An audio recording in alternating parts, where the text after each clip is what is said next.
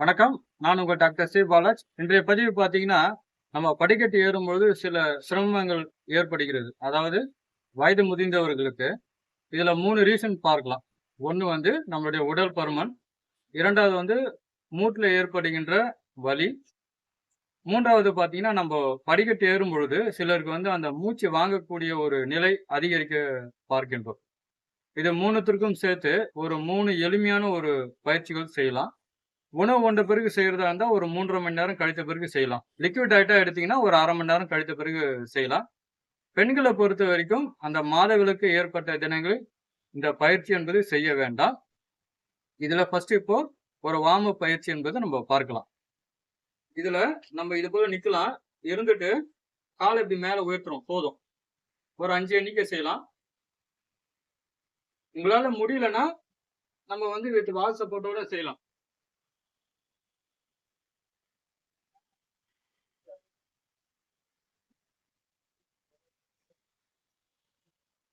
அதே போல இந்த காலு ரொம்ப பின்னாடி போகணும்னு அவசியம் இல்ல.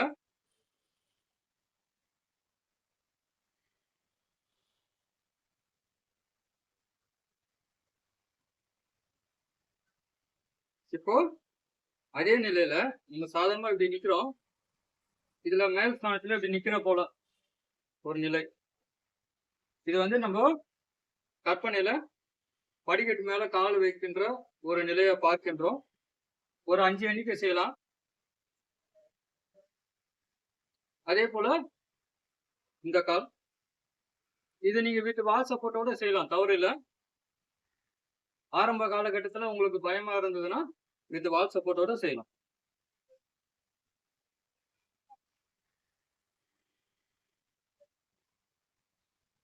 ஒரு 5 எண்ணிக்கை போதும். இதுல இப்போ மூட்டுக்கு ஒரு பயிற்சி தரோம். ஒரு 5 எண்ணிக்கை போதும். இதுல செய்யும் பொழுது மூட்டு வந்து உங்களுக்கு ஒரு ஓய்வான நிலையில இருக்கு. இப்போ பாத்தீங்கன்னா, தரையில இது போல அமர்ந்து கொண்டு இதுல செய்யும் பொழுது உங்களுடைய கணுக்கால் பகுதி, மூட்டு பகுதி, இடுப்பு பகுதி ரிலாக்ஸ் ஆகும். ஒரு 5 எண்ணிக்கை செய்யலாம் போதும்.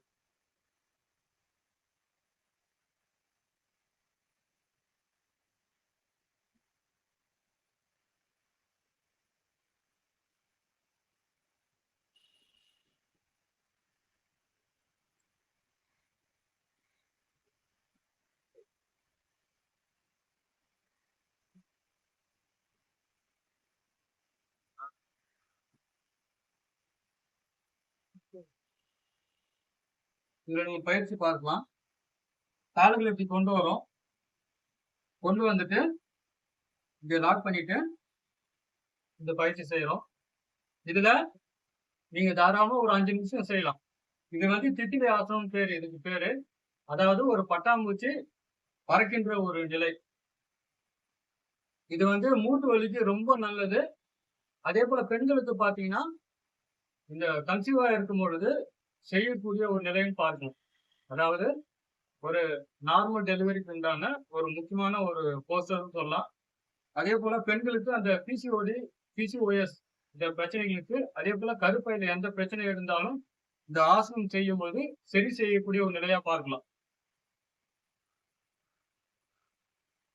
இது வந்து மூட்டுக்கு ரொம்ப நல்லது. இப்போ நம்ம வந்து லை டவுன் பண்ணி செய்றோம்.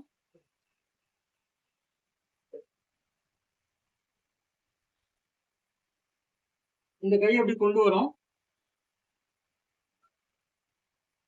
இதுல இந்த ஸ்தானம் போகும்பொழுது மூச்சு காத்து இழுக்கும். இங்க டவுன் பண்ணும்போது மூச்சு காத்து வெளியில வரும். இந்த நிலை இருக்கா போதும். கால்கள் ஒன்றாக இணையணும். கை இப்படி இருக்கணும். இத செய்யும் பொழுது உங்களுடைய உடல் பருமன் வந்து குறையும். சர்க்கரை வியாதிக்கு ரொம்ப நல்லது. ரொம்ப உயர்த்த வேண்டாம். இந்த நிலை போதும். இது வந்து உங்களுடைய நுரையீரலுக்கு ரொம்ப நல்லது. ஆஸ்மாக்கு, வீசிங்க்கு, சைனஸ்க்கு ரொம்ப நல்லது. உடல் பருமனை குறையும் சொன்னோம். அதே போல பெண்களுக்கு டெலிவரி ஆன பிறகு ஏற்படக்கூடிய வயிறு உப்பசத்தை சரி செய்யக்கூடிய ஒரு பயிற்சி. சர்க்கரை வியாதிக்கு நல்லது. ஒரு 25 எண்ணிக்கை செய்யலாம். சாதாரண மூச்சு இது வந்து புஜங்காசனம். ஒரு நல்ல பாம்பு படம் எடுக்கின்ற நிலை. இதுல பாத்தீங்கன்னா அடிமுதுகு வாயு பிரச்சனை இருந்தால் இந்த ஆசனம் செய்ய வேண்டாம்.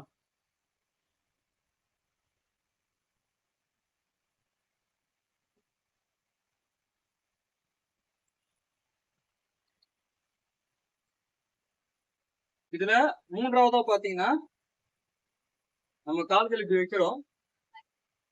கால்கள் வச்சுட்டு இப்ப இந்த நிலை செய்ய போறோம். அதனால கையை இங்க பிடிக்கிறோம். மூட்டுல அழுத்தக்கூடாது. கை இப்படி வைக்கிறோம். இந்த கையை இப்படி மேல உயர்த்துறோம். நீங்க உங்களுடைய விரலை பார்க்கின்றோம். இது பேர் வந்து கோணாசனம் பேரு. அதாவது திரிகோணாசனம். முக்கோண நிலையில இருக்கிறதுனால இதுக்கு இந்த ஆசனத்துடைய பேருன்னு சொல்லலாம். ஒரு 25 எண்ணிக்கை. இப்ப இந்த காலில் செஞ்சோம். அதே போல இந்த பகுதியில செய்யறோம். 2 சுற்றுகள் செய்யலாம்.